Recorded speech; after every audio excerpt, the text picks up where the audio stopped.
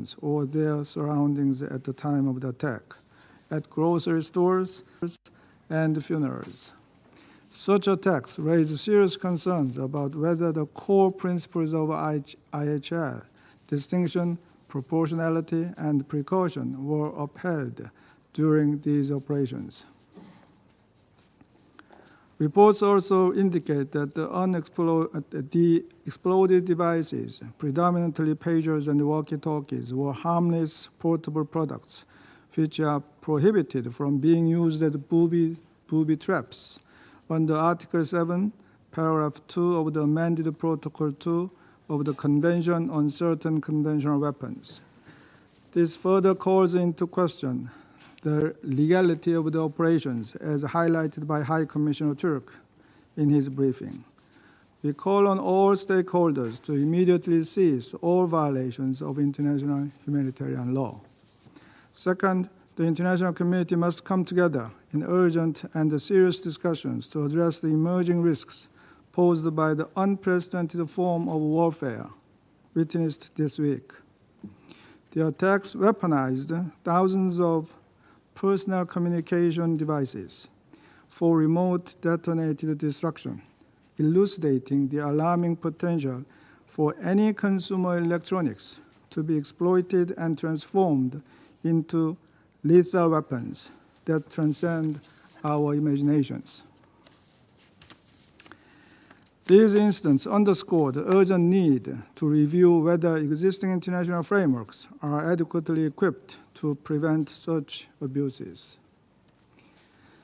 Third, we call on all parties to respect the territorial integrity and the sovereignty of Lebanon and accelerate diplomatic efforts to fully implement Resolution 1701 and pursue a long-term solution for durable peace.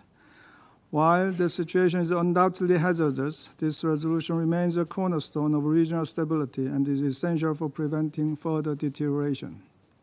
We urge all parties to return to the fundamentals of the resolution, including full respect for the blue line and the establishment of an area free of any armed entities other than the Lebanese armed forces.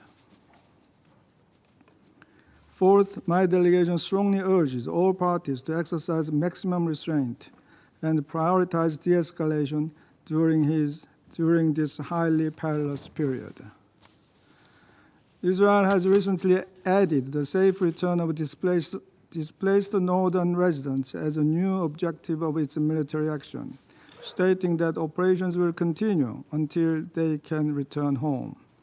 It also conducted airstrikes today in a densely populated area in Beirut, which reportedly killed at least 12 people and injured over 60, including civilians, with others buried under the rubble.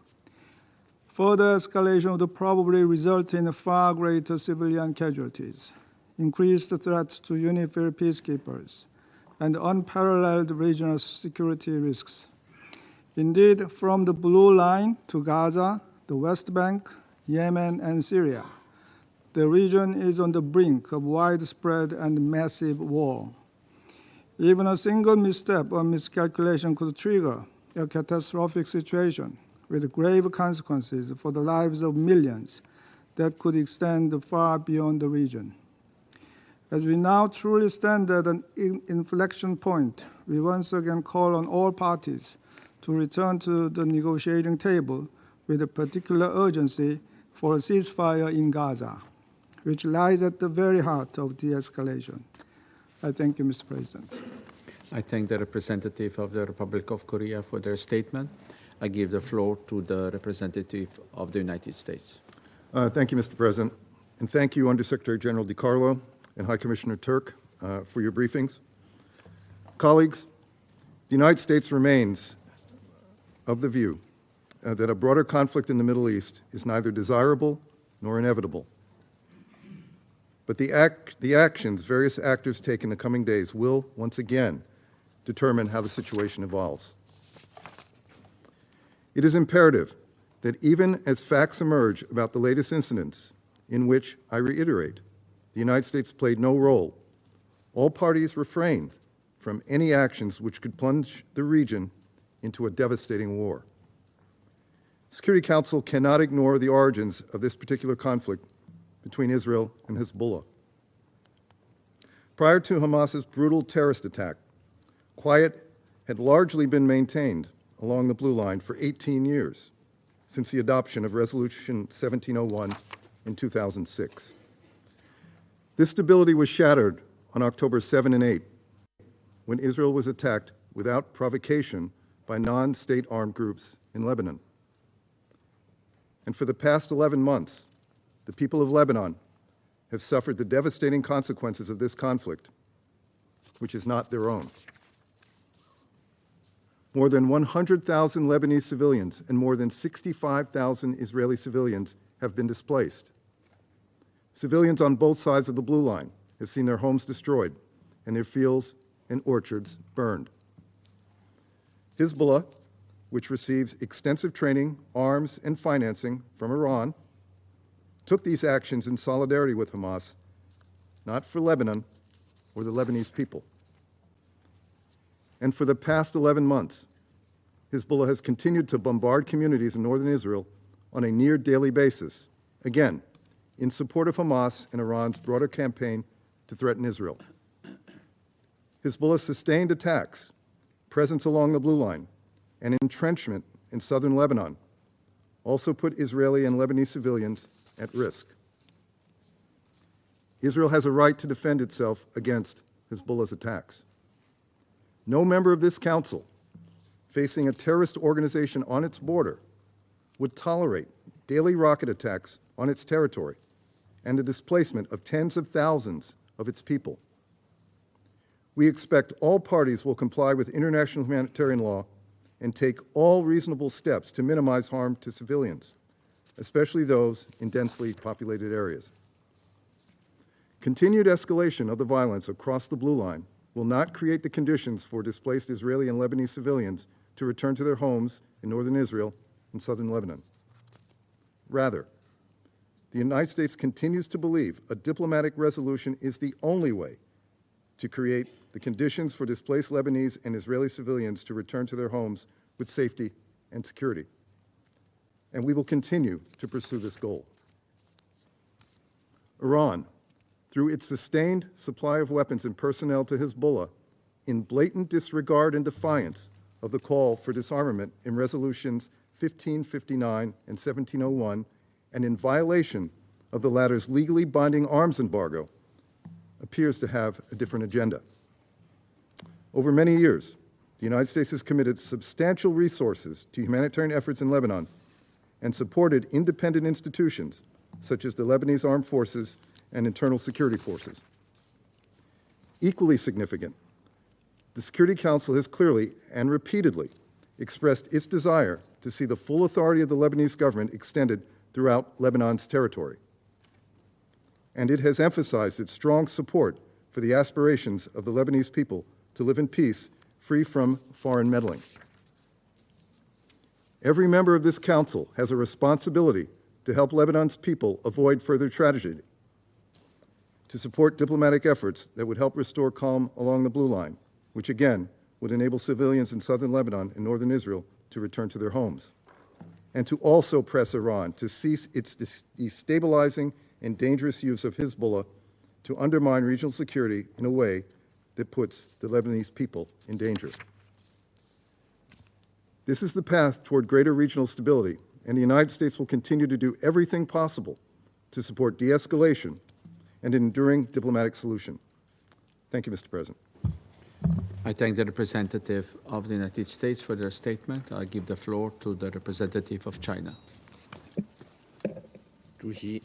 President, 我感谢阿 I 尔及 thank 利亚要 Algeria 求召 for 开此次会 requesting 议， this meeting 欢迎黎 and 巴嫩 welcome 外 the 长哈比卜 presence of 参加会 Lebanese 议。 Foreign Minister Mr. Abdallah Abu 我认真 Habib. 听取了迪卡 I 罗副 listened 秘书长 carefully to the 和图尔 briefings 克 by 人权高专的 USG 通报。 Di Carlo and High Commissioner 中方 Volker 对黎巴 Turk. 嫩境内数千台巡 Thousands 呼 of 机、 communications 对讲 devices 机 in Lebanon, 等通讯 including 设备 pages and 被 two-way 远 radios, 程操控 were， 同时 detonated 发生爆 remotely 炸， and 造成 simultaneously. 数 The 千民众 explosions 伤亡， caused 深 thousands 感 of 震惊， civilian casualties. 深表关 China 切。 hereby registers profound shock 在 and 街头 grave 玩耍的 concern 孩子 over 失去 this 眼睛， development. Children playing in the 在 streets 超市 lost 购 their 物的母 eyes. 亲手脚 Mothers 致残， shopping in supermarkets had 在 their 上班 limbs 途中的医 maimed. 生身负重 Doctors 伤 on。their way to work were critically 这种 injured. 惨状让 These 人 and other 不忍想象。 harrowing scenes are distressing beyond 通过 imagination. 远程操控通讯 Remotely 工具 detonating 发 communications 动 devices 无差别 in 袭击， indiscriminate 造 attacks, 成大规 causing 模 mass 平民伤亡， civilian 制 casualties 造社会恐 and 慌。 panic in society 这样的事情在 is 历史上闻所未闻。 unheard of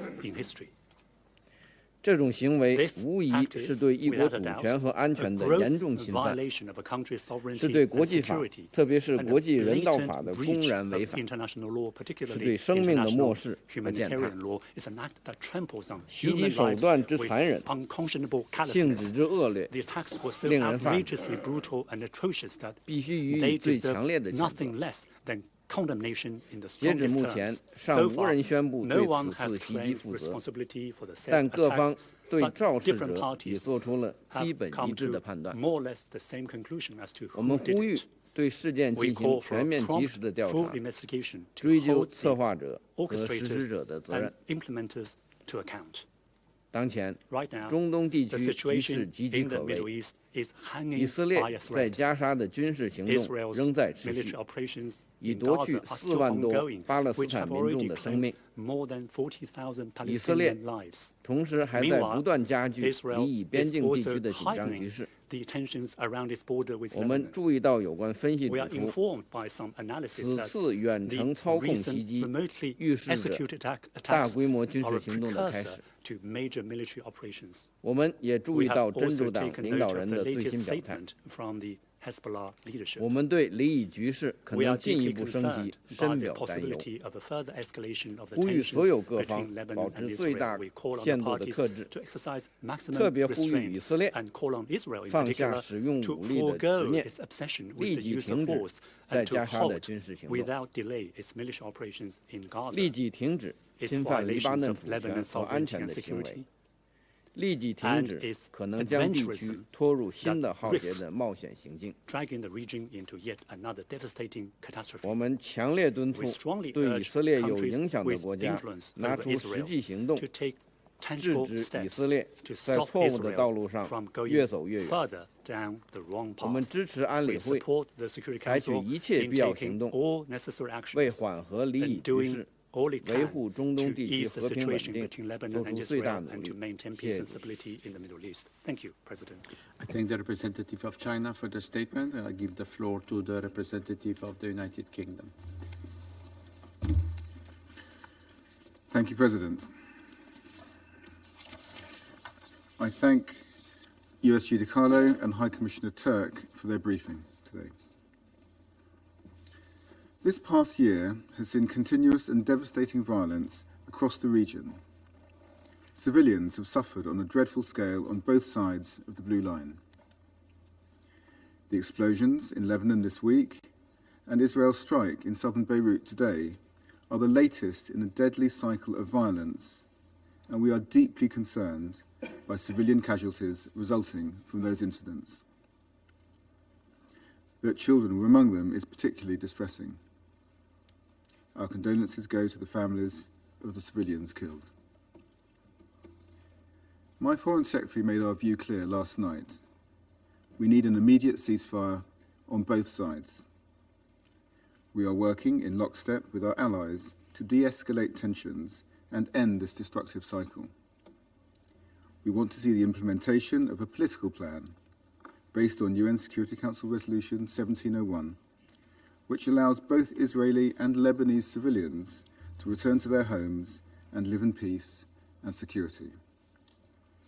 We are ready to play our role in a diplomatic process to achieve that. President, let us be clear. Hezbollah launched an unprovoked attack on Israel on 8 October 2023. Since then, Israel has faced a near daily barrage of Hezbollah rockets. We are resolute in our support for Israel's right to defend its citizens against such threats. However, in doing so, international humanitarian law must be fully respected, and all possible steps taken to avoid civilian casualties. Lebanese Hezbollah's aggression has been fueled by Iran and its continued destabilization of the Middle East, including through its support to partners and proxies. Iran supplies advanced weaponry in contravention of multiple Security Council resolutions, only prolonging the suffering of the Lebanese people. While Hezbollah and Iran continue to undermine Lebanon's future, the UK is providing practical support to bolster its stability and security. This includes funding and training to both the Lebanese armed forces and internal security forces, as well as humanitarian assistance to vulnerable communities, including in the south of Lebanon. President, now is the time for calm heads and an urgent focus on an immediate ceasefire to create the space for negotiations. I thank you. I thank the representative of the United Kingdom for their statement. I give the floor to the representative of France.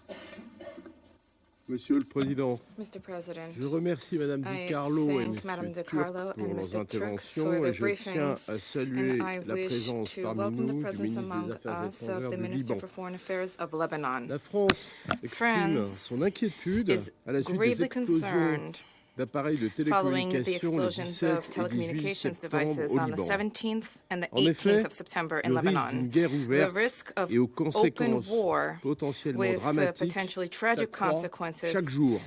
heightens with each passing day. This is a prospect that needs to be averted at all costs. There's an urgent need for all parties to work towards de-escalation. Resolution 2749, adopted on the 28th of August to renew UNIFIL's mandate, clearly calls for this.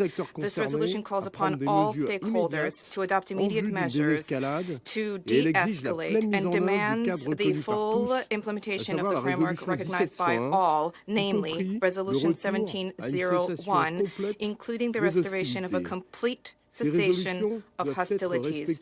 These resolutions must be complied with by all. To that end, we call upon, we demand that the Israeli authorities exercise utmost restraint after their recent declarations about military operations in Lebanon. We also recall our demand for Hezbollah to immediately cease its attacks against Israeli territory. And there's lastly a vital need for all parties to meet the obligations incumbent upon them under international humanitarian law, specifically vis-à-vis the protection of civilians. France has persisted in our efforts to identify the conditions for an agreement and to restore cessation of hostilities along the blue line in line with Resolution 1701 and to ensure the safety and security of civilians both in Israel and in Lebanon. Thank you. I thank the representative of France for their statement. I give the floor to the representative of Mozambique. Thank you, Mr. President. I wish to thank the Slovenia presidency for convening this urgent meeting requested by Algeria.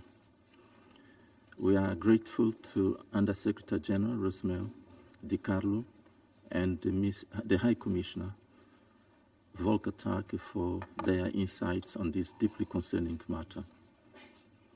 We also acknowledge the presence of His Excellency, the Minister of Foreign Affairs of Lebanon, and representatives of Iran and Israel.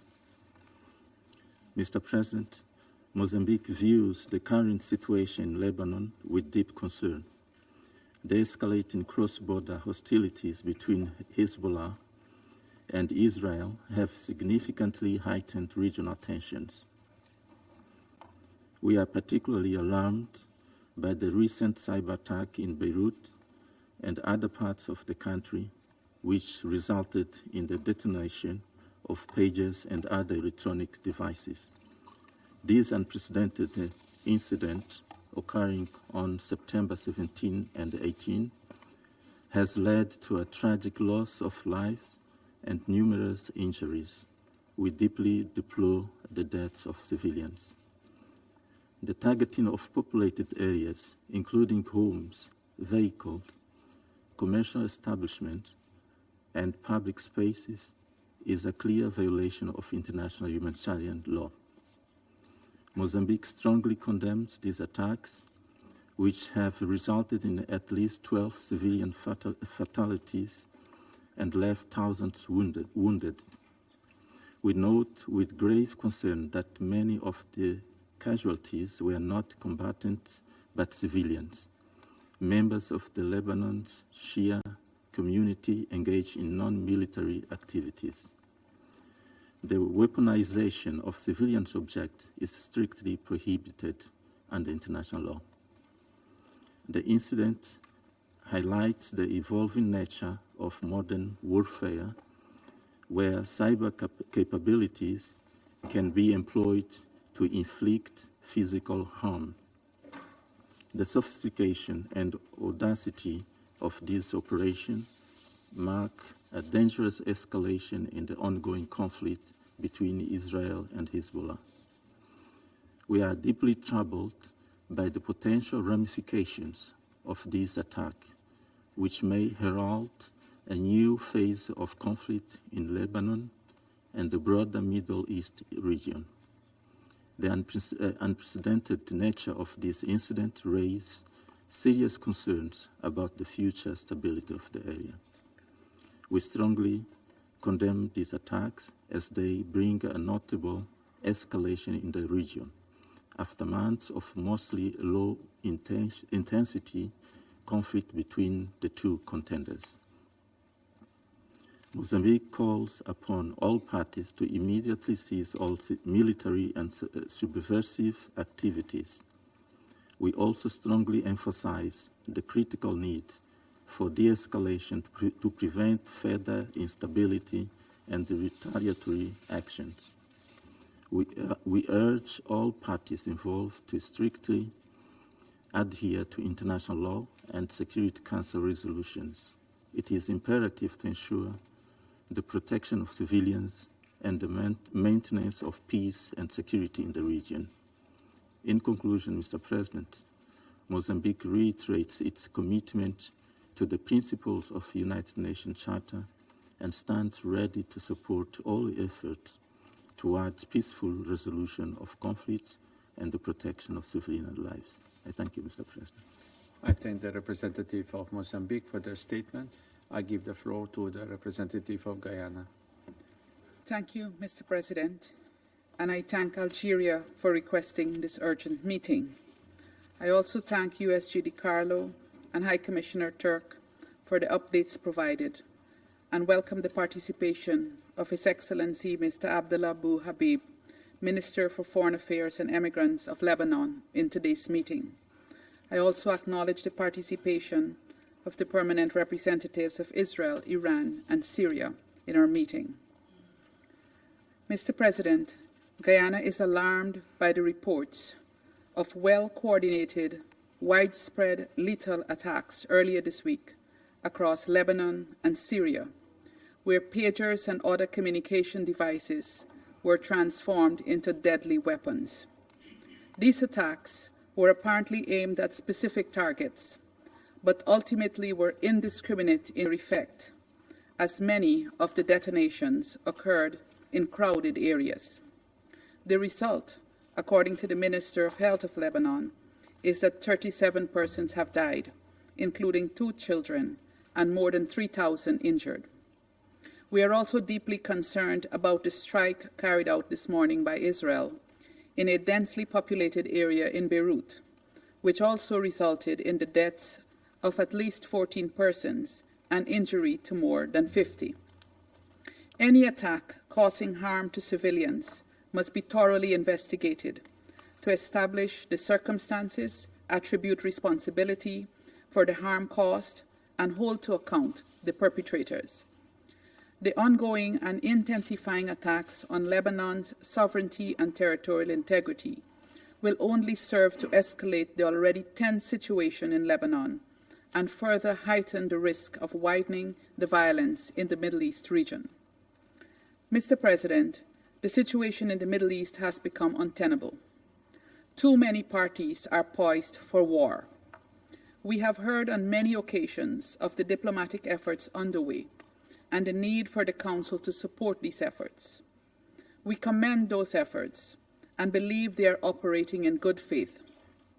However, given the time that has elapsed since Resolution 2735, without a deal for a ceasefire in Gaza, and the increasing horrific events that continue to occur, we do not believe that all parties in this conflict are operating in good faith. The plain and simple truth is that there is a common thread running across the region in the chaos and destruction that has upended the lives of civilians. There is one party that has chosen over and over again to take escalatory action at every opportunity, to abandon diplomatic negotiations while breaching the rule of international law and humanitarian law. Mr. President, Guyana again calls on countries of the region to fully comply with their international obligations and to uphold the principle of respect for sovereignty and territorial integrity. We demand that all parties adhere to international law, including international humanitarian law and the United Nations Charter. It is imperative that there be a return to maximum restraint and an abandonment of rhetoric that only serves to inflame. We call on those with considerable influence to do more. They can and must exert maximum pressure to direct us away from this path that can lead to unimaginable agony in Lebanon and the wider region. A ceasefire in Gaza to end the immense suffering in the Strip is at the heart of de-escalating the increasing tensions in the region. Mr. President, the reality that we must confront is that lasting peace will not come through war. Violence will only doom us all to a cycle of escalating attacks, death, and destruction. The people of the Middle East are no less deserving of stability and security. Leaders of the region must recommit to dialogue and to a peaceful resolution to this conflict. I thank you. I thank the representative of Guyana for their statement. I give the floor to the representative of Japan. Thank you, Mr. President. I thank USG DiCarlo and High Commissioner for Human Rights, Mr. Volker Turk, for their briefings. Japan is extremely concerned with the situation in the Middle East and is monitoring the escalation of tensions with grave concern, especially the incidents this week where a large number of communication devices exploded across Lebanon and Syria, reportedly killing dozens of people and injuring thousands. We are concerned that children were among the victims, including those reportedly killed. Mr. President, Japan urges all concerned actors to refrain from any further action or retaliation to avoid a further catastrophe in the region. The ongoing Gaza conflict has already inflamed regional tensions. No one desires another full-scale conflict between Israel and Hezbollah, and civilians always pay the highest price if such a situation arises. All parties must once again recall their commitment to the full implementation of Security Council Resolution 1701 and return to a cessation of hostilities. The fact that these incidents happened in multiple places, including densely populated areas, and caused civilian casualties is appalling. Civilians must be protected at all times in accordance with international law. We call for an urgent, thorough, and transparent investigations into the blasts. The exchange of fire across the Blue Line has expanded dramatically since October last year. In relation to this, Japan reiterates its strong support for an immediate ceasefire in Gaza and the release of the hostages based on the outlines of Security Council Resolution 2735. We stress the need for a comprehensive, just and lasting peace in the Middle East. We remain committed to making every diplomatic effort to end the violence and restore stability in the region. I thank you, Mr. President. I thank the representative of Japan for their statement. I give the floor to the representative of Malta. Thank you, President. And I thank Mr. Carla and Mr. Tuck for their briefings and welcome the presence of His Excellency the Foreign Minister of Lebanon and acknowledge the participation of the permanent representatives of Syria, Iran and Israel. The Council meets today against the backdrop of what it has warned about for months, the growing prospect of regional escalation.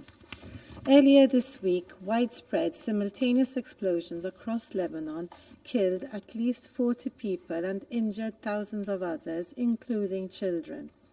The images we have witnessed are distressing. We echo the sentiments outlined by UN High Commissioner for Human Rights Volker Turk. The simultaneous targeting of thousands of individuals, whether civilians or members of armed groups, without knowledge as to who was in possession of the targeted devices, their location and their surroundings, violates international human rights law and, to the extent applicable, international humanitarian law. The large-scale consequences of such a widespread attack, including the large number of civilian casualties, were foreseeable. Such action also reflects a worrying disregard for established norms and IHL. Now there must be an independent and transparent investigation as to how these consumer electronic devices were turned into bombs which were detonated in populated areas impacting civilians and overwhelming Lebanon's health services. President, recent Israeli airstrikes in Lebanon serve as another escalation that exacerbates tensions, which we denounce. This takes place whilst the military wing of Hezbollah persists with its indiscriminate firing of rockets into Israel. We also continue to condemn these actions. The lasting psychological impact of this violence on the local population on both sides of the Blue Line must not be underestimated. The people of the region cannot afford another war. We must do everything in our power to prevent further conflict. The protection of civilians is paramount. The devastating impact of the war in Gaza on the situation across the Blue Line and the risk of it spiraling into a wider conflict is greater than ever before. What should come next is clear. This Council must focus on prioritizing de-escalation and restraint across the region. This behavior must also be implemented by the relevant actors whose aggressive rhetoric and apparent inclination to further escalation only begets further hostilities. This Council must act in a decisive manner to ensure the full implementation of Security Council Resolutions 2712, 2720 and 2735. A ceasefire agreement must be reached without further delay. We call on all member states in the region and those with influence over the parties to redouble their efforts to this end. The fate of the region depends on it. For Lebanon, a political and diplomatic solution remains essential to de-escalate the situation and ensure long-term stability. The parties must immediately return to a cessation of hostilities and to recommit to the full implementation of Resolution 1701. A dramatic escalation in Lebanon only moves us further from this goal. In conclusion, President, the region is on the precipice of an all-out war. Cool heads must prevail. Peace must prevail. The only way this can be achieved is for all parties to exercise restraint, to de-escalate, and pursue peaceful solutions to all disputes. Thank you. I thank the representative of Malta for their statement. I give the floor to the representative of Ecuador. Gracias. Thank you, Mr. President. I wish to begin by thanking Algeria for convening this meeting. I also wish to recognize the presence of the Foreign Affairs Minister of Lebanon and also the delegations of Israel, Iran and Syria in this chamber. The extremely violent events which have been seen in Lebanon in recent days are cause for alarm and grave concern. Ecuador is grateful for and takes note of the information provided by Under Secretary General Rosemary DiCarlo and by the High Commissioner Commissioner for Human Rights, Mr. Volker Turk. The explosion of communication devices in Lebanon has caused tens of deaths and wounded hundreds and has plunged the civilian population into fear. International humanitarian law must be respected by all parties. The protection of civilians is a responsibility of the entire international community and one which cannot be shirked. With this in mind, we condemn bombardments, the launching of missiles and armed drones, as well as the indiscriminate use of explosives planted in communication devices in populated areas. These acts are a flagrant violation of international law, international humanitarian law, and international human rights law. These acts must be the subject of an independent investigation to determine who was responsible. It is pertinent here to recall Resolution 1701, considered under another agenda item, because it demands a definitive cessation of hostilities in the Blue Line sector. Ecuador echoes the appeal of the Secretary-General for all parties to exercise utmost restraint in order to avoid an escalation of tensions in the region. The spiral of violence unleashed could have unpredictable consequences, whose ramifications would, as always, primarily be felt by the civilian population. Thank you. I thank the representative of Ecuador for their statement. I give the floor to the representative of Russian Federation. Господин председатель, Mr. President, we support Algiers' initiative to convene today's meeting in connection with the latest dangerous wave of escalation in the Middle East region. We closely studied the concerns of both Lebanon and Iran, which were set out in correspondence that had been circulated yesterday. We listened to the reports and the briefings of the Deputy Undersecretary General and Mr. Turk about the situation in Lebanon with concern. We welcome the participation in today's meeting of the Minister for Foreign Affairs of Lebanon. Mr. President, unfortunately, the devastating bombardment, airstrikes, and brutal ground cleansings have for nearly a year become a grim daily reality for the Middle East. Despite the protests of the international community, the abhorrent practice of targeted liquidations is expanding. It would seem that in this cauldron of violence, there is no longer any act which we all would not condemn. We do not condemn time and time again in this chamber. However, what transpired in Lebanon and Syria over the past week brings the escalation in Lebanon and Syria into a new high-technology dimension, and this is a very dangerous turn. As a result of the appalling provocations with the spate of detonations of two-way handheld communications devices, in recent days, 37 people died, including 2 children. More than 4,000 were wounded. Those who carried out this barbaric crime spared nobody. The detonations occurred in hospitals, in markets, on the streets, in stores and in pharmacies.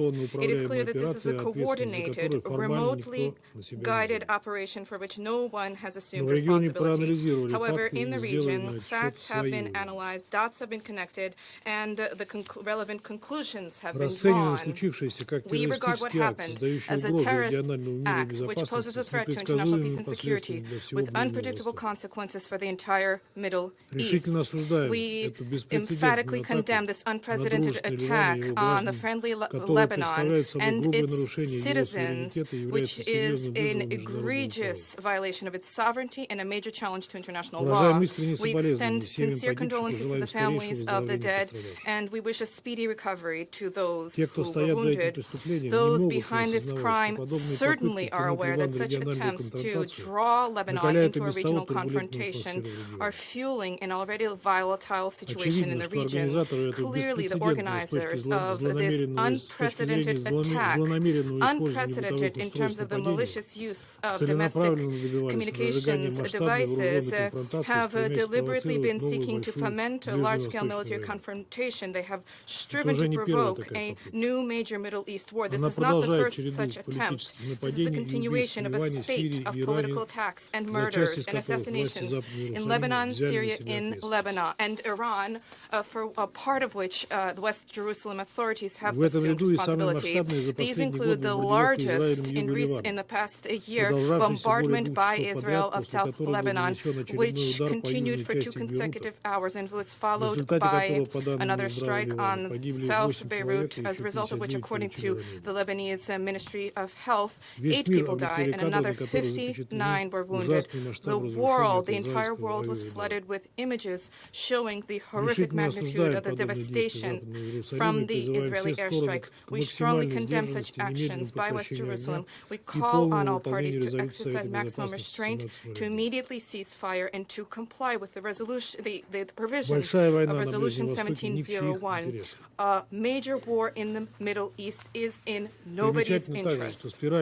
Also noteworthy is that spiraling violence is clearly undermining the Biden administration's widely touted efforts, both for ceasefire in the Gaza Strip and for stabilization of the situation on the Blue Line in Lebanon. The results of this pseudo-diplomacy are dubious at best. Instead of peace, we see ongoing bloodletting in the occupied Palestinian territory, the murder of the head of the political bureau of Hamas, Mr. Hanin, who was the main negotiator on the deal with Israel, and now the first ever large-scale terrorist attack with the use of information communications technologies, which resulted in fatalities. In the light of the policy declared by Washington and allies to use ICT for the attainment of offensive military political objectives, it is clear that specifically their actions have brought us to this threshold where we are liable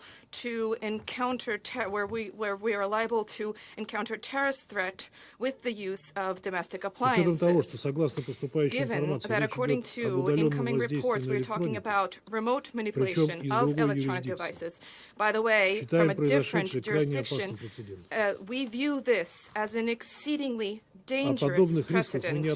We repeatedly cautioned against such risks, including at specialized United Nations platforms, where the issue of international information security is discussed. Having foreseen that ICT can be used for destructive purposes, Russia has already for a number of years advanced the idea of establishment of a specific international legal regime to govern the digital landscape, and this would take into account technical vulnerabilities, including anonymity, cross-border features, and other hidden functions. Unfortunately, the United States and allies consistently object to any such obligations in this sphere in order to maintain their freedom of movement. The consequences of this are apparent in the terrorist attack in Lebanon. If we were talking about the consequences for the information telecommunications landscape, these kinds of incidents further worsen the already growing mistrust by states of information communications devices manufactured in other countries. This, in turn, furthers the trend of self-isolation of national infrastructures in this area, and as a consequence results in the fragmentation of the information space, undermining international standards in this area, the destruction of supply chains, and the expansion of the digital divide between developed and developing countries. With respect to the terrorist attack in Lebanon, the question of the origin of the electronic devices used for the explosions is fundamental. There is a need for a detailed account of the commercial structures involved regarding the safety of the products. Let us recall that states, pursuant to specialized key resolutions of the General Assembly, states have the obligation to ensure supply chain integrity. Mr. President, regardless of however horrific this instance of the use of ICT for terrorist purposes may be, the international community is not powerless in the face of this threat. Recently, at Russia's initiative, a global intergovernmental directory of points of contact was launched to prevent and resolve serious incidents in the information landscape, as well as to reduce tensions in crisis situations. This instrument was specifically designed in order to prevent escalation in the digital landscape, which is liable to then spill spill over into the real world. We call upon all stakeholders, first and foremost Lebanon, to avail itself of this directory. We expect that the recipients of a possible request from Beirut will immediately study it and will provide a response to Lebanese colleagues. This is key to determine all of the circumstances behind what happened in Lebanon. Mr. President, it is clear to all that the key to resolving the current and to the key to reversing the current unprecedented escalation in the Middle East lies in ending the bloodletting in the Gaza Strip, where the number of dead has now exceeded 42,000 people. The only resolution is a prompt establishment of a ceasefire, exchange of hostages and prisoners, and the organization of unimpeded humanitarian access to the Strip. This is the only way to relaunch the process of peaceful resolution to the Palestinian question on the international legal basis, at the heart of which lies the principle of 2 states for 2 peoples, which we steadfastly support. For our part, we stand ready to cooperate with all who share these objectives. Thank you. I thank the representative of Russian Federation for their statement. I give the floor to the representative of Sierra Leone. Mr. President, I also thank Undersecretary General Rosemary DiCarlo and High Commissioner Mr. Volker Turk for their important briefing. We acknowledge the presence of the Minister of Foreign Affairs and Immigrant of Lebanon and the representative of Iran, Syria, and Israel in this meeting. Sierra Leone is deeply concerned over the significant deterioration of the security situation in Lebanon and North Israel.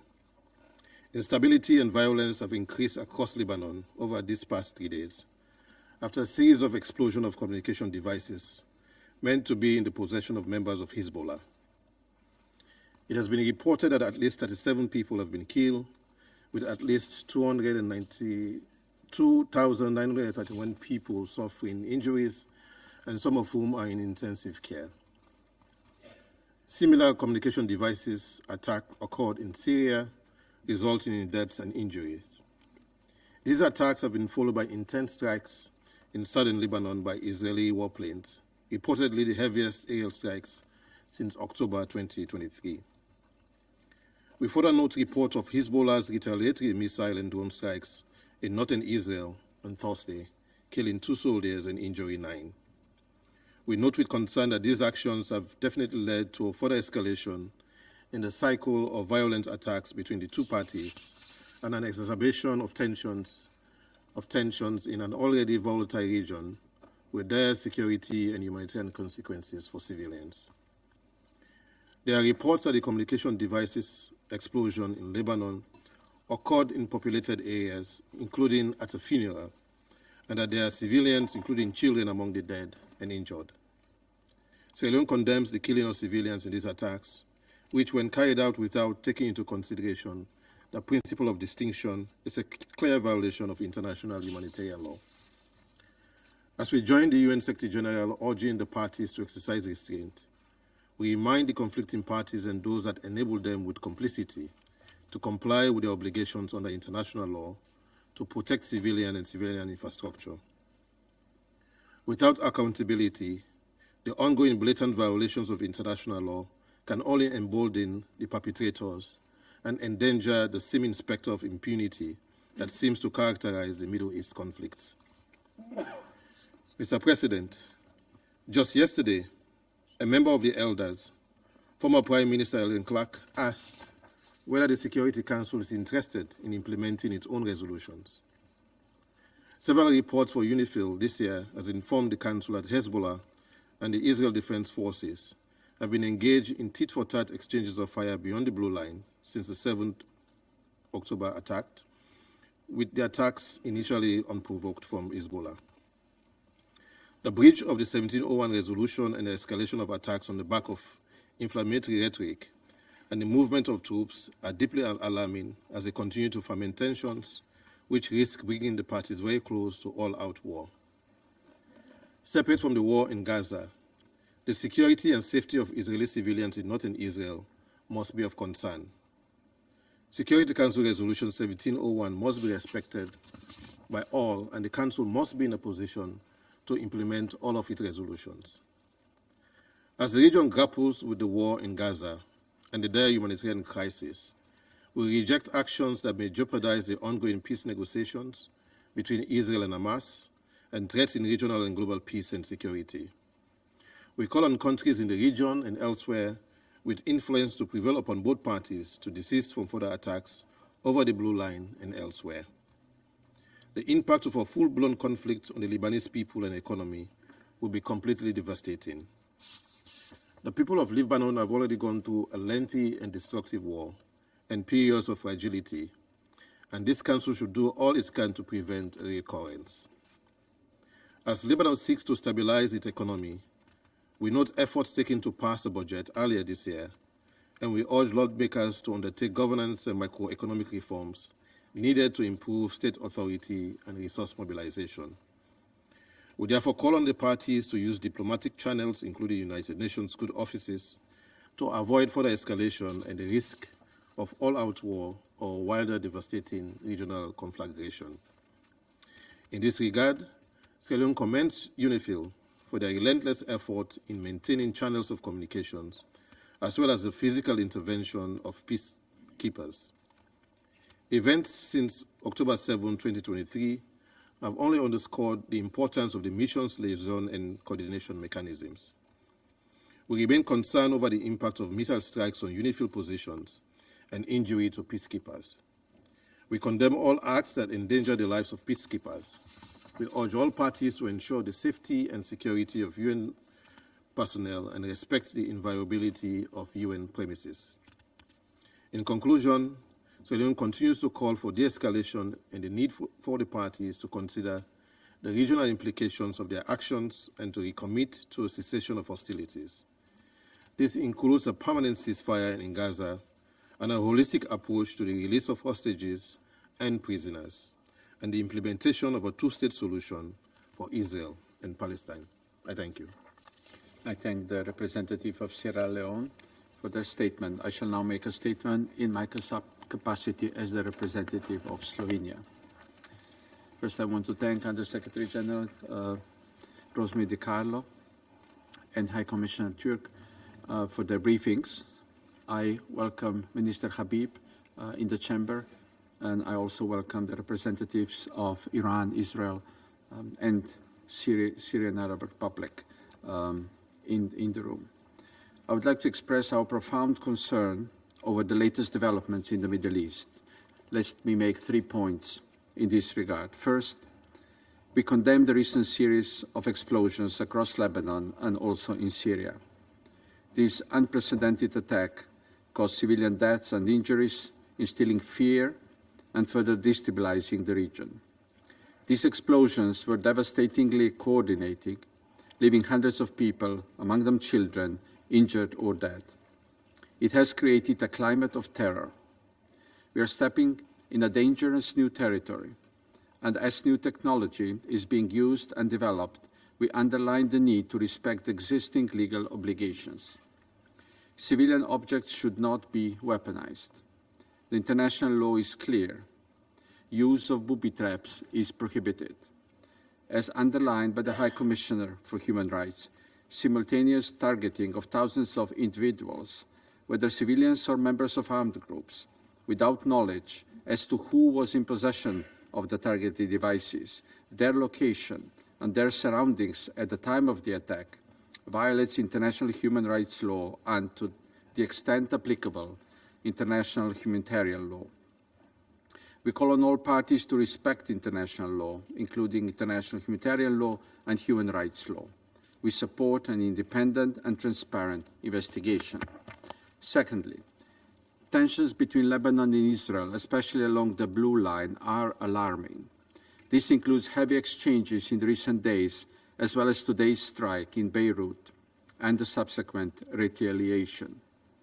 We deplore the loss of civilian lives. We once again call for restoration of cessation of hostilities and full implementation of the Resolution 1701.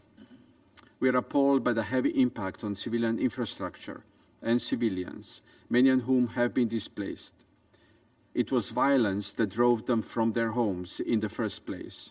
Additional violence will not bring them back. If anything, it will make their safe return an even harder task. Thirdly, we are in this situation because our resolutions have not been complied with. We call on conclusion of agreement on ceasefire and the release of hostages. We continue to call for maximum restraint by all actors in the region. The cycle of violence is increasing speed, and it risks escalating into a wider conflict.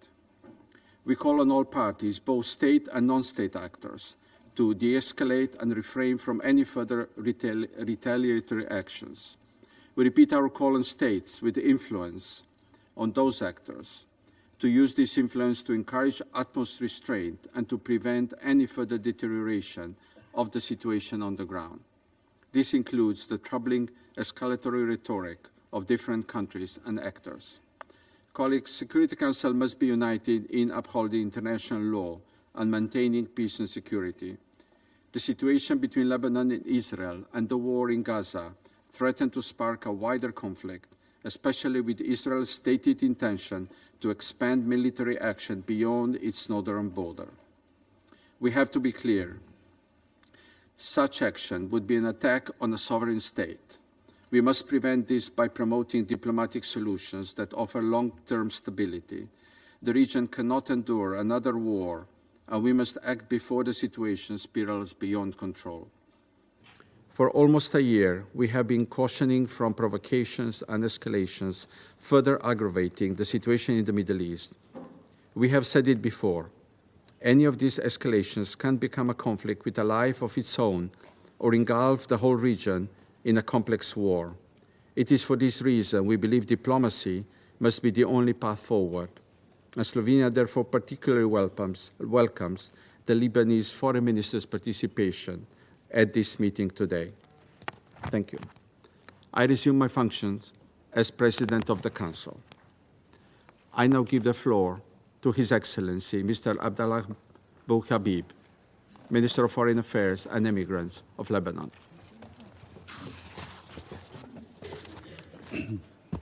Thank you, Mr. Chairman. Thank you, President.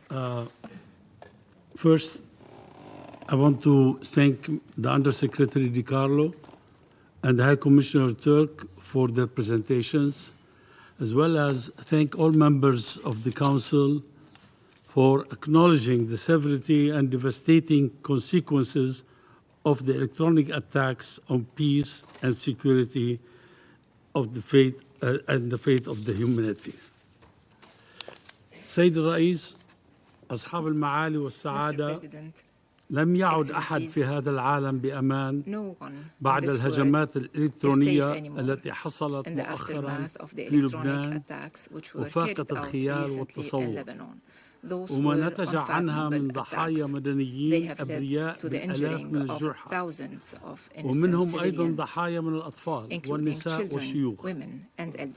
إن مسؤولية مجلس الأمن ليست فقط تجاه الأبرياء اللبنانيين الذين سقطوا ظلما، بل تجاه الإنسانية جمعاء. فإذا مر هذا العمل الإرهابي في مجلسكم مرور الكرام بلا محاسبة وتم تجهيل الفاعل وعدم ردعه وإدانته وإرغامه على وقف هكذا اعتداءات، فإن مصداقية هذا المجلس والقانون الدولي وشرع حقوق الإنسان في خطر محدد. إن تقبلكم لما حدث يعني موافقتكم على فتح صندوق العجائب، حيث ستحظو دول ومجموعات متطرفة حظو إسرائيل وتستهدف المدنيين من كل حدب وصوب بهذه التكنولوجيا الفتاكة، ولن يتمكن أحد من منع استخدامها مستقبلا لاستهداف طائرات المدنية وقطارات وخلافه لقتل المدنيين وترويعهم بصورة عشوائية دون تمييز. أليس هذا الإرهاب بعينه عندما يتم استهداف شعب بكامله في مدنه وشوارعه وأسواقه ومحلاته وبيوته وهم يقضون احتياجاتهم؟ to their daily ولا life يقاتلون على الجبهات. while they are not fighting on the يكفي front. لفهم ما حصل أن To نتأمل بهوية understand what الضحايا. happened, it is enough to look into the فأصبح identity المطلوب of the اليوم victims. إبادة وإعاقة Are الشعب we seeking اللبناني today the كعقاب جماعي. annihilation of the Lebanese من people حقنا and أن its نسأل collective punishment? أليس هذا It is السيناريو our right الذي to ask, صرح isn't به this the كبار المسؤولين scenario that was الإسرائيليين؟ stated by انظروا إلى senior بشاعة ما Israeli حصل في هذه officials? الصور. Look at the ugliness of what has happened in these pictures. سأعتذر عن ما I apologize for this picture. والإضاءة على ما حصل ونتائجه. To highlight what في has يوم happened الثلاثاء and its موافق consequences 17 on Tuesday, 9 the 17th 2024 of September نفذت إسرائيل 2024, هجوما Israel إلكترونيا carried واسع out النطاق a wide-scale استهدف electronic الآلاف attack الأجهزة targeting المحمولة thousands of المعروفة pagers, ببيجرز مما أدى إلى تفجيرها. detonating في them. اليوم التالي On the following day, قامت مرة أخرى بتفجير Israel once مئات again الأجهزة detonated اللاسلكية من hundreds of نوع آخر. walkie-talkies. إضافة إلى قيامها بتاريخ On 19/9 the 19th of September, بترويع Israel سكان also العاصمة بيروت terrorized وكافة the المناطق population بتحليق of Beirut الطيران and other الحربي على regions علو when منخفض warfare وخرقه المتكرر لجدار broke the sound الصوت barrier مما repeatedly, أدى إلى حالات هلع unleashing لا fear سيما and لدى panic, الأطفال. especially among وبتاريخ children. اليوم Today, نفذت إسرائيل اعتداء Israel carried صاروخيا out a في missile عمق attack أكثر المناطق اختصاصا in one of the بالسكان most densely من الضاحية populated الجنوبية regions in the للعاصمة southern بيروت suburb of Beirut, فدمرت مبنى destroying a سكنيا residential complex وأوقعت في and claiming the lives حصيلة أولوية of 14 12 ضحية victims, منهم أطفال including children, و66 and جريحة. 66 wounded. هذه الهجمات أدت حتى These الآن إلى attacks have وفاة led so عشرات far الأشخاص to the killings of dozens of بينهم people, أطفال including children and ونساء women, وإصابة آلاف to the الجرحى injuring of ومنهم thousands, مئات في حالة خطيرة including hundreds بالإضافة إلى in a مئات serious آخرين condition. تعرضوا لتشوهات Hundreds others جسدية were أو فقدوا disfigured, أحد were أطرافهم maimed, أو بصرهم or even بالكامل. lost sight وقد completely. ترك هذا الهجوم This المستشفيات attack والطواقم left الطبية hospitals في and medical لبنان في workers حالة طوارئ غير in an مسبوقة unprecedented emergency مستفزا state, قدرتها fully الاستيعابية overwhelmed. مستنفذا قدرتها الاستيعابية كما أثارها الاعتداء The aggression حالة also واسعة من الرعب created والهلع a state of بين terror and المدنيين panic في among كافة civilians المناطق in all اللبنانية. Lebanese regions. تأتي هذه الهجمات التي These تمثل attacks سابقة خطر represent وغير مسبوقة a في serious, تاريخ الحروب unprecedented event في in the أعقاب history of سلسلة wars, من and they come in التصريحات the الإسرائيلية aftermath of بشأن حرب Israeli واسعة على لبنان declarations concerning a full-scale war وإعادته on إلى عصر Lebanon, الحجر. sending Lebanon back لم to the Stone تكتفي Age. إسرائيل بهذه الهجمات Israel did فحسب not only بل launch these تبعتها attacks, بإصدار تصريحات they were رسمية followed by official وتغريدة declarations لمستشار and رئيس by a tweet حكومتها from the تم advisor of their حذفها prime minister that لاحقا was بسرعة lately deleted, تؤكد ضلوعها وتحقيقها نتائج إيجابية من هذا العدوان emphasizing the مما responsibility نسف of بصورة Israel and متعمدة praising the positive مهمة results الوسطاء of this assault. الدوليين This has الذين يعملون على deliberately وقف لإطلاق undermined the النار efforts في of غزة وجنوب international لبنان mediators working for وكافة ceasefire محاولات in Gaza الحكومة and South اللبنانية Lebanon, and has undermined all the attempts لخفض of the Lebanese التسعير government وضبط to النفس. de-escalate and exercise وفي هذا self-restraint. السياق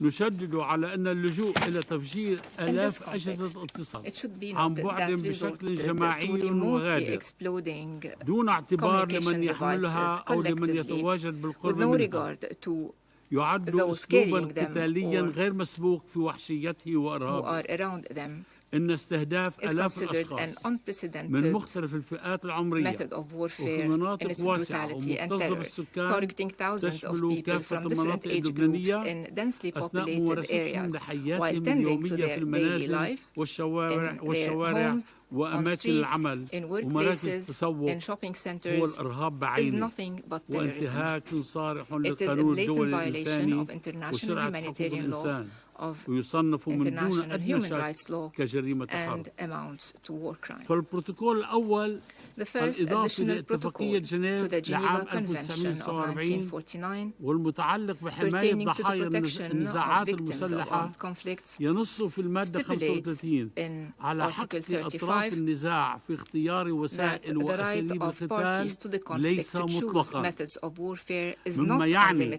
unlimited, استخدام التفجير which means الإلكتروني that لأجهزة using اتصال electronic كأسلوب detonation للقتال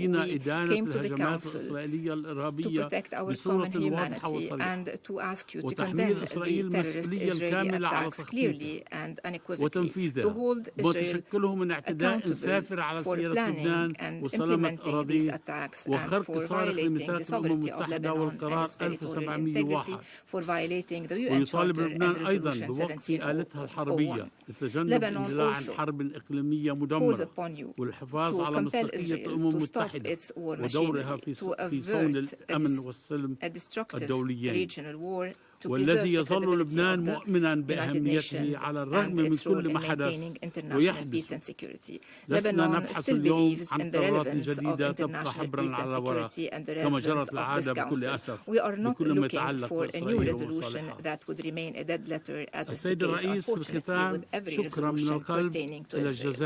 Mr. President, to conclude, I would like to thank Algeria, the representative of the Arab Group in the Security Council, which always stood by Lebanon and supported us in all circumstances. I call upon the members of the Security Council to stand on the right side of history, to defend justice and peace, and to support Lebanon in its effort to achieve stability and security. This is the moment of truth.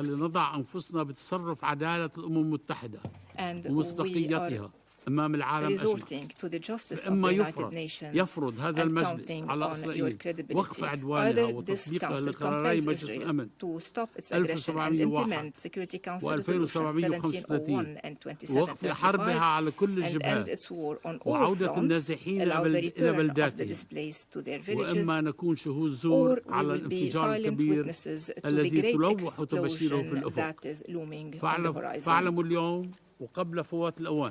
Today and before it is too late, you have to understand that this explosion will spare neither east nor west and will take us back to the dark ages. The war is in front of you, and Resolutions 1701 and 2735 are in your drawers. The choice is yours. Will your august Council intervene swiftly and decisively to silence the drums of war threatening the Middle East, or will we stand idly looking? The choice is yours, and you have to choose between peace and fire. I am here to repeat this call for the third time. We are amidst a conflict, and I repeat, give peace a chance. Give peace a chance before it is too late. Didn't Israel get enough wars, conflicts, killing, and destruction? Isn't it time to end our suffering, to sow the seeds of a better future for our peoples, and to spare future generations from this conflict? Thank you, President. I thank His Excellency Mr. Bou Habib for his statement. I now give the floor to the representative of Israel. Thank you, Mr. President. Once again, I sit here in this council as I did on Monday, Thursday, and now Friday, defending Israel's right to exist, to defend ourselves. Also on Tuesday and Wednesday, we sat at the General Assembly for 2 days watching the Israel-bashing circus led by the Palestinian Authority as part of their diplomatic terrorism. Are there no other conflicts in the world? Are there no other pressing matters that require this Council's attention? Or is the UN's obsession with condemning Israel so consuming that it blinds you to everything else? We did not seek this war. We did not.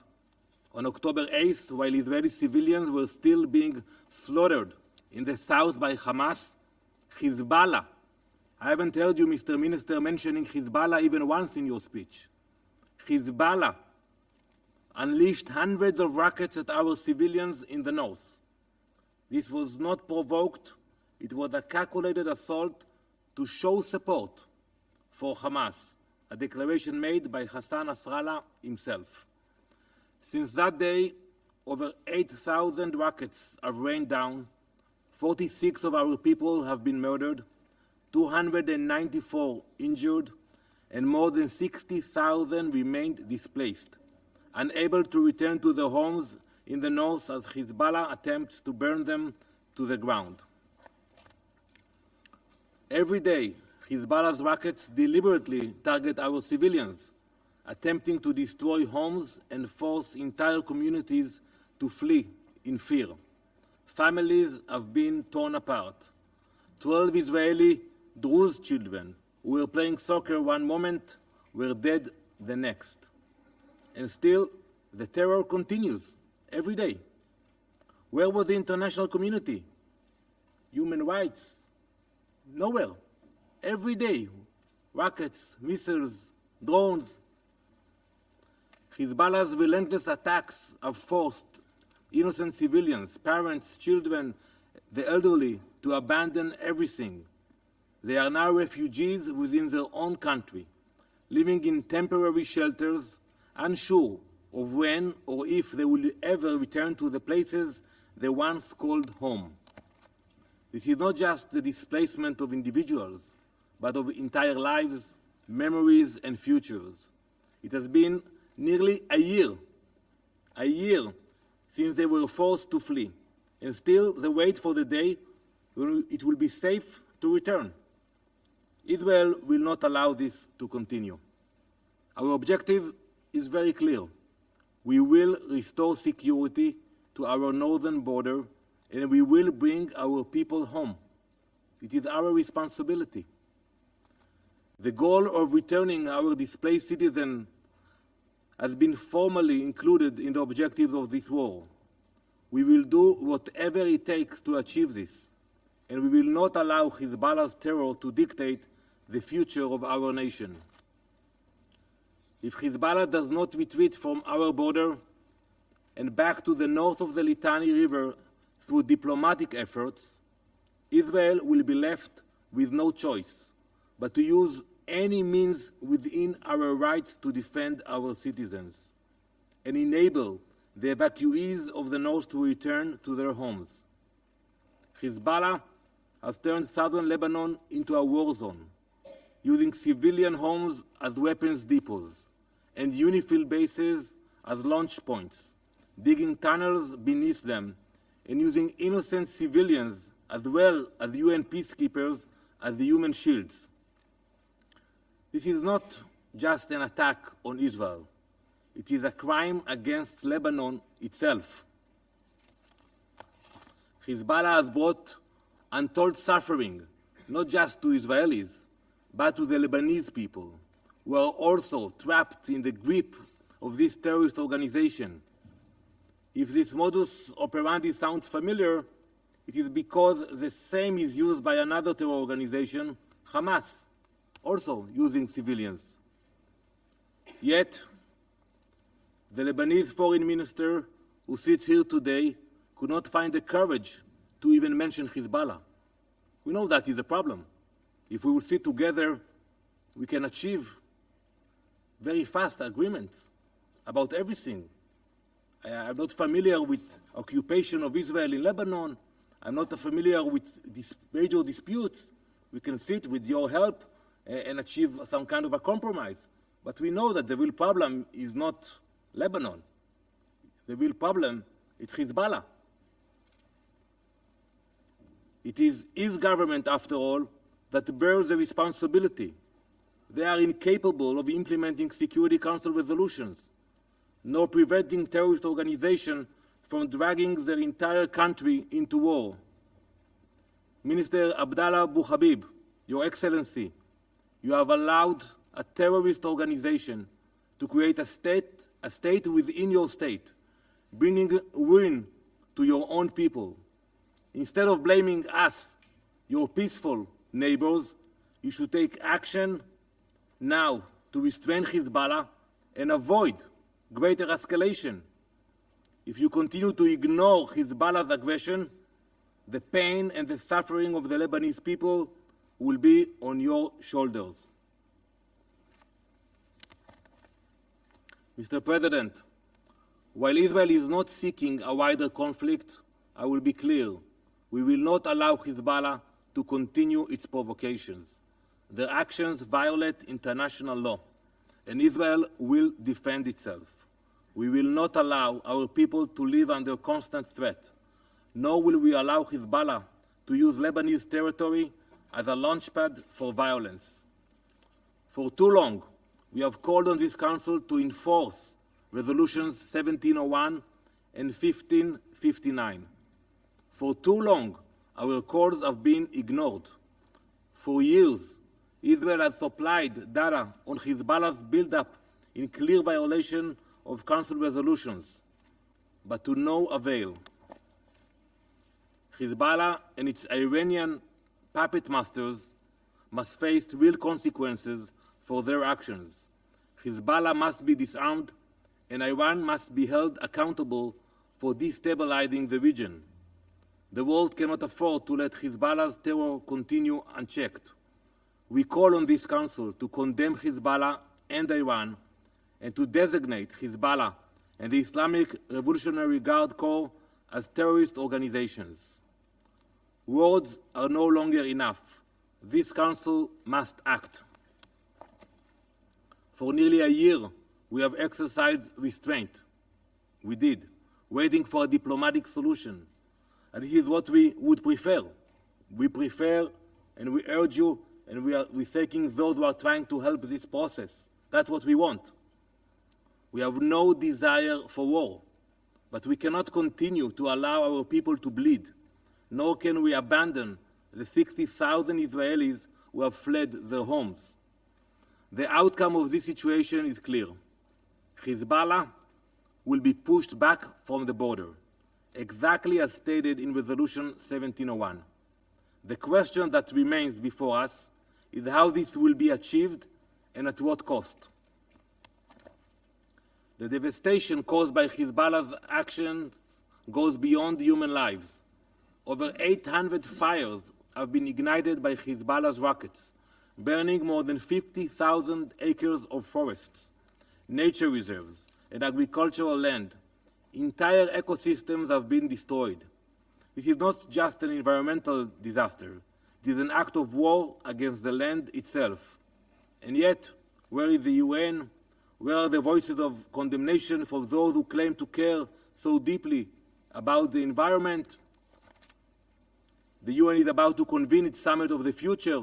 We know that climate and the environment are central themes, but where is the concern for the fires Hezbollah has set? Where is the outrage for the destruction of our forests, your forest in Lebanon? UN officials cannot even mention Hezbollah in their statements.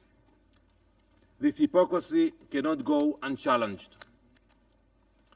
As I stated just 24 hours ago, Iran is the real instigator behind all of this. Hezbollah does not act alone. It is a puppet, and Iran is pulling the strings. Iran arms them, funds them, and directs their operations. Iran's influence stretches far beyond our borders, from Lebanon to Syria, from Yemen to Iraq. If Gaza could have been the Singapore of the Middle East, Beirut should have been the Paris of the Middle East. But we see that wherever Iran is involved, chaos and destruction inevitably follow.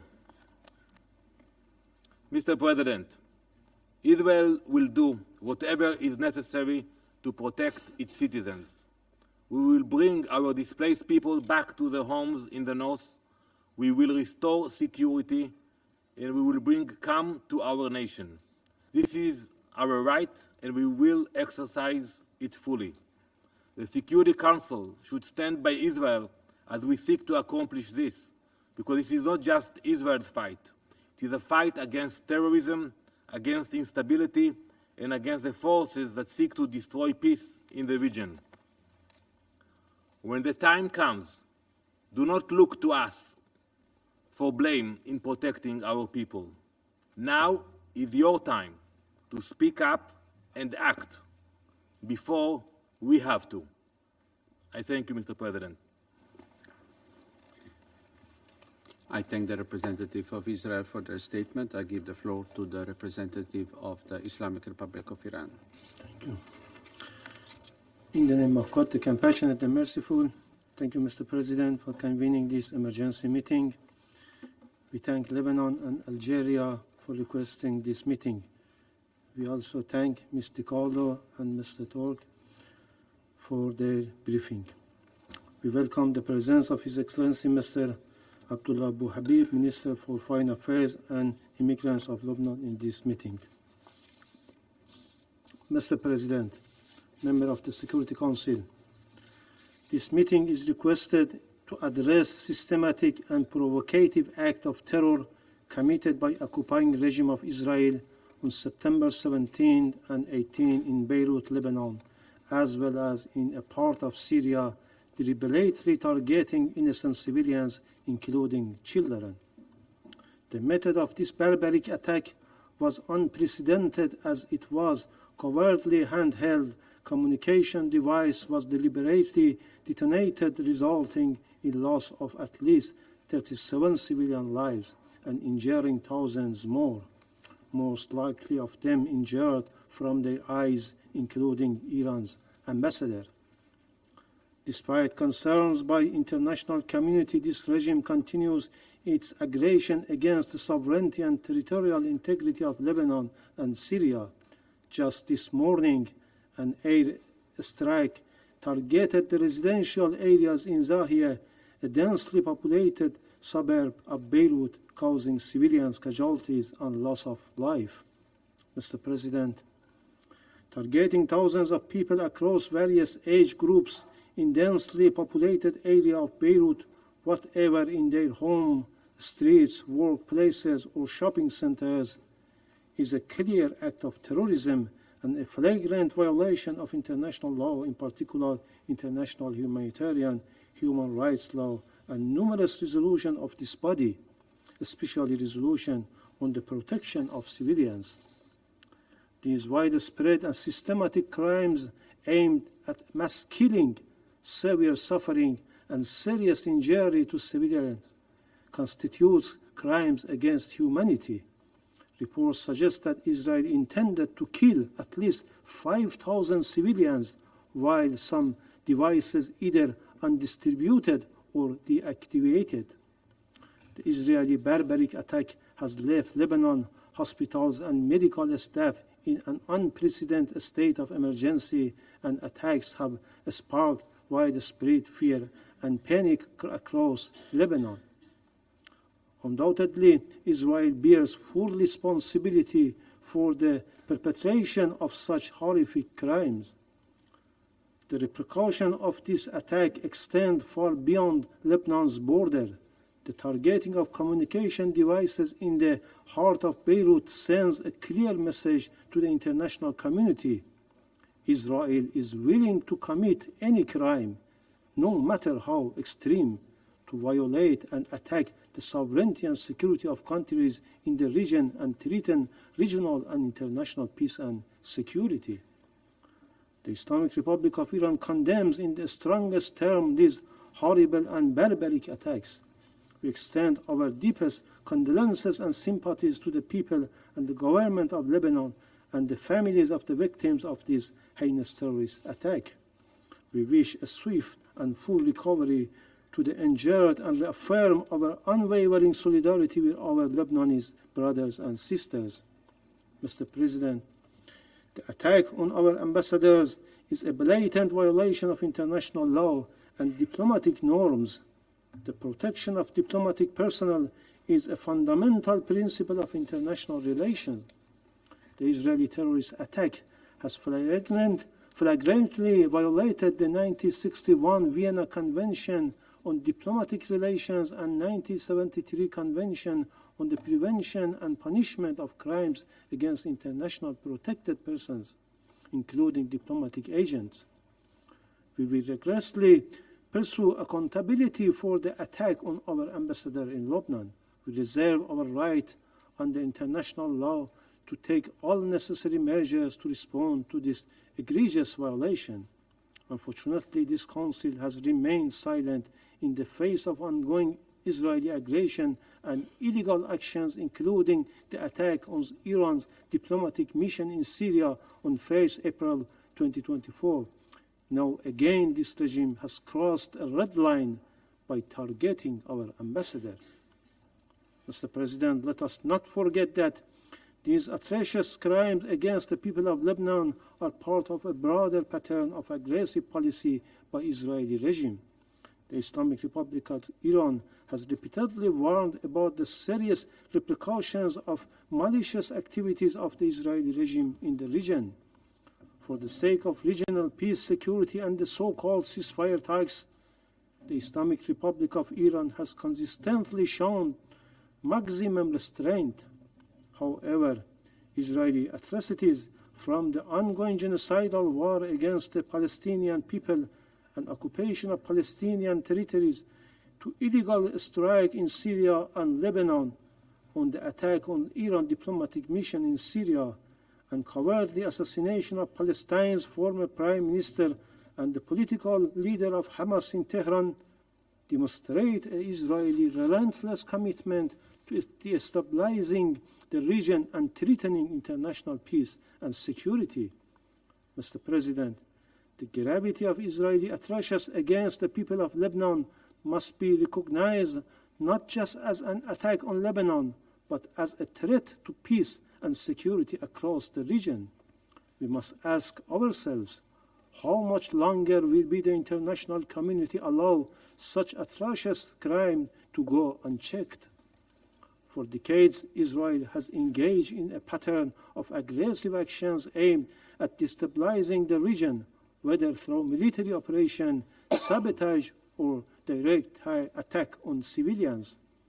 This continuous aggression endangers the peace and security of the Middle East, fueling cycles of violence and further entrenching conflict.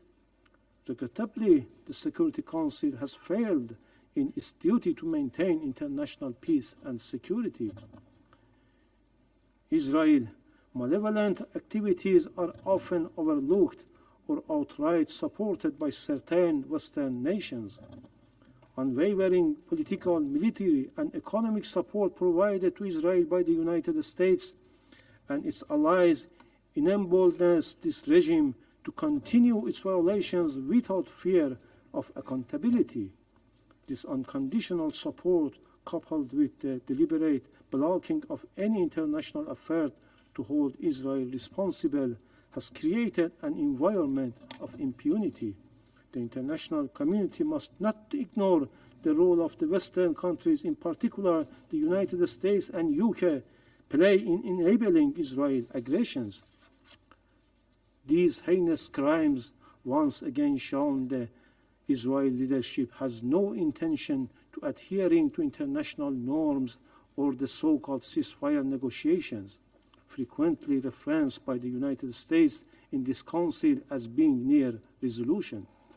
The international community, and particularly this Council, has a duty to confront not only the direct perpetrators of such crimes, but also those who provide them with the means and political cover to commit them. The failures of this body to hold Israel accountable has only emboldened the regime, allowing it to continue its aggressive and unlawful behavior.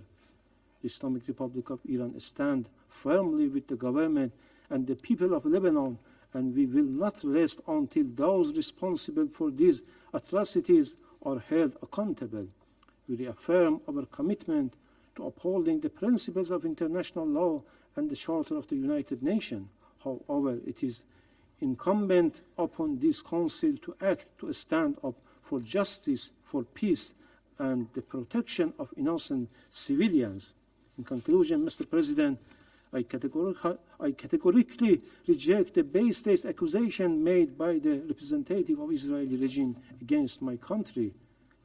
The representative of this terrorist regime, led by a notorious prime minister who is under arrest warrant by the International Criminal Court for the commission of war in Gaza, consistently relies on lies and disinformation to evade responsibility and to shift blame onto others.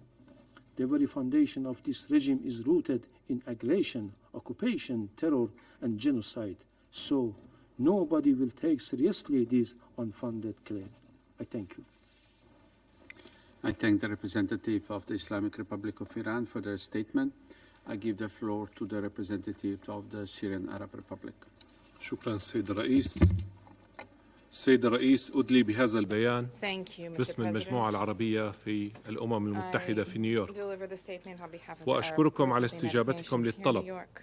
الذي I wish تقدمت to به thank you الجزائر for having الشقيقة العضو العربي positively في مجلس responded الأمن to the request لعقد from هذه the الجلسة brotherly الطارئة country of في Algeria, ضوء a member of the التصعيد Security الأخير Council, في العدوان الإسرائيلي for المتواصل the convening of على this لبنان emergency الشقيق meeting منذ ما يقارب العام.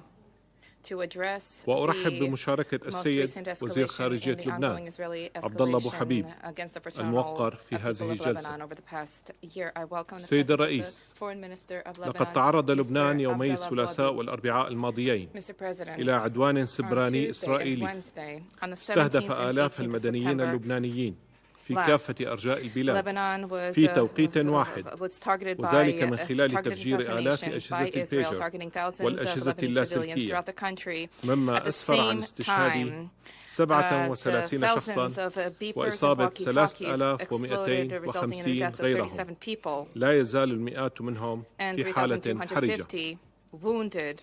Many of these people remain in critical condition. بارتكابه لهذه الجريمة النكراء صعد كيان الاحتلال الإسرائيلي من إرهابه بحق المدنيين اللبنانيين عبر استهدافهم وأسرهم داخل منازلهم وفي الأماكن العامة التي يرتادونها دون أي اعتبار لمبادئ القانون الدولي والقانون الدولي الإنساني وحقوق الإنسان والحد الأدنى للقيم الإنسانية والحضارية.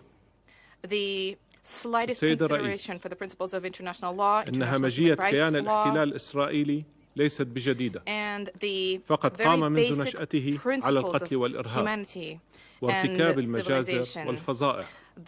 إلا أن الجديد هو ما اتسم به العدوان الأخير من توظيف للتقنيات الحديثة المدنية التي وجدت لخدمة البشرية وخيرها ورفاهها واستخدامها للقتل الجماعي للمدنيين. Manipulation of modern-day technology, equipment that and devices that have been used for the well-being of people. أجهزة عادية تستخدم لأغراض مدنية في مختلف القطاعات إلى قنابل موقوتة تقتل حامليها دون تمييز وتلحق بهم وبالمحيطين بهم إصابات بليغة. وأوجد حالة من انعدام الثقة حول العالم بمدى موثوقية وأمان أجهزة الاتصال بأشكالها كافة.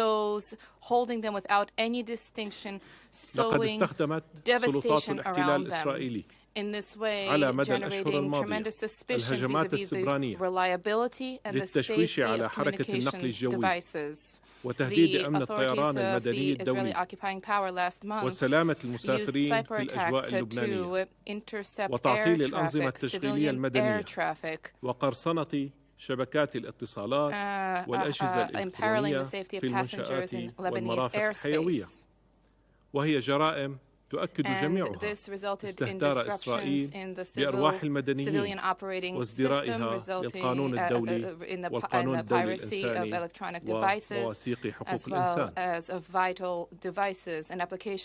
تدين المجموعة العربية بأشد العبارات العدوان الإرهابي الإسرائيلي على الشعب اللبناني الشقيق وتدعو لمساءلة مرتكبيه وتعرب عن تعازيها الخالصة للبنان حكومة وشعبا ولأسر الضحايا وتمنياتها بالشفاء العاجل للجرحى.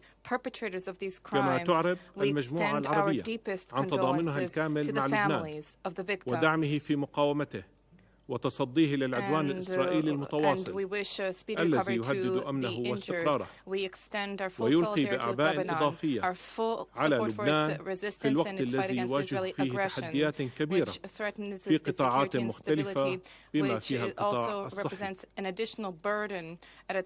تطالب المجموعة العربية مجلس الأمن بإدانة هذا الإرهاب السبراني الإسرائيلي والعدوان المتواصل على لبنان الشقيق والذي يمثل امتدادا لأعمال الإبادة الجماعية والتطهير العرقي والانتهاكات الممنهجة للقانون الدولي التي يرتكبها كيان الاحتلال الإسرائيلي بحق الشعب الفلسطيني الشقيق في قطاع غزة والضفة الغربية واعتداءاته المتكررة على دول المنطقة بما فيها بلاد سوريا.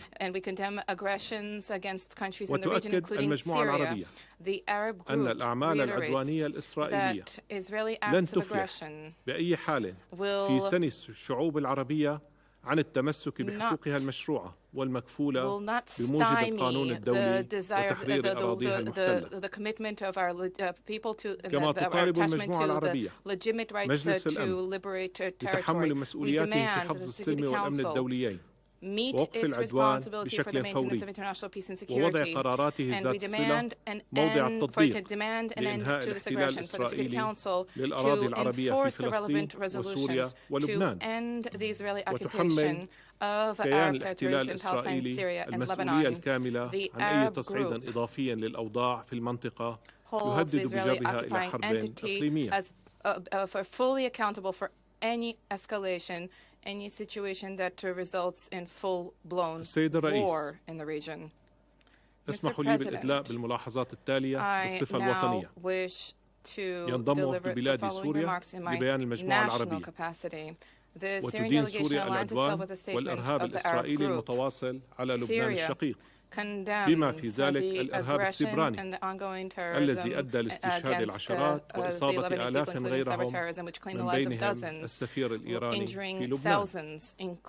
كما تدين بلادي العدوان الهمجي الذي استهدف اليوم الضاحية الجنوبية السكنية في العاصمة اللبنانية بيروت وأسفر عن استشهاد 14 شخصاً من بينهم عدد من الأطفال وإصابة 66 آخرين. تؤكد سوريا تضامنها القوي مع الشعب اللبناني الشقيق ووقوفها إلى جانبه وتدعو جميع دول العالم وشعوبها إلى إدانة العدوان الإسرائيلي على لبنان والتحرك لوقفه ومساءلة سلطات الاحتلال الإسرائيلي عن جرائمها. كما تحمل سوريا الدول الداعمة لإسرائيل وفي مقدمتها الولايات المتحدة المسؤولية عن إمعان كيان الاحتلال في أعماله العدوانية وجرائمه الوحشية وكذلك عن منع مجلس الأمن من الاطلاع بمسؤولياته في حفظ السلم والأمن الدوليين والتصدي للتهديد الذي يمثله كيان الاحتلال لهما. سيد الرئيس، ختاما هناك سبب جذري واحد لما تشهده المنطقة العربية من عدم استقرار، ألا وهو استمرار الاحتلال الإسرائيلي للأراضي العربية المحتلة في فلسطين والجولان السوري وجنوب لبنان. in the Syrian Golan and in South Lebanon. The Al-Mashtal Shams, المتاجرة بدمائهم الطاهرة which the representative of the هم أطفال occupation سوريون من أهالي الجولان العربي السوري المحتل وهم يتطلعون وأهاليهم These are children who are Syrian children residing in occupied Syrian Golan who aspire, as do their families, to live freely. والحل في المنطقة لا يكون إلا بإنهاء الاحتلال الإسرائيلي ووضع حد لممارساته الإجرامية وانتهاكاته الممنهجة للقانون الدولي. شكرا سيد الرئيس. Israel's cessation to its systematic violations of international law. Thank you. I thank the representative of the Syrian Arab Republic for their statement. There are no more names inscribed on the list of speakers. I now invite Council members to informal consultations to continue our discussion on the subject. The meeting is adjourned.